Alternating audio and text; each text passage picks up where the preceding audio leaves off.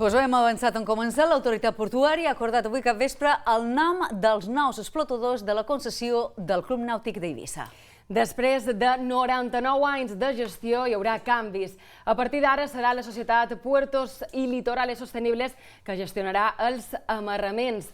El Centre Cultural de Jesús i és Alberto Ferrer. Bon vespre. Com han rebut aquesta decisió els gestors actuals?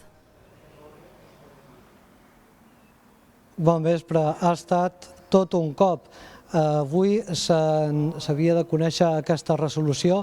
El Club Nàutic d'Eivissa no arribarà a complir el seu primer centenari de vida a la que ha estat la seva casa des de 1925.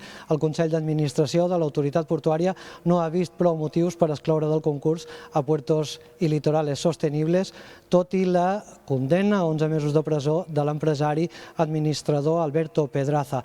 Aquesta notícia l'hem conegut precisament quan els responsables del Club Nàutic havien de rebre una distinció, un premi d'honor que concedeix una emissora de ràdio local d'aquí d'Eivissa a tota la seva trajectòria en aquests moments d'incertesa.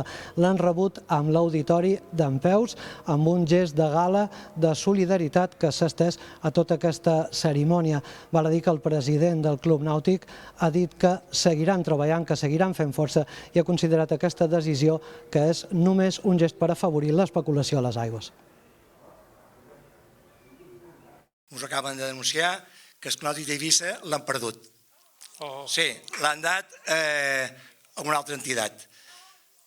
Però des d'aquí el que sí que vull fer és dar les gràcies a tota la societat eivissenca en el que ens ha apoyat durant aquests 99 anys i des d'aquí vull dir que continuarem.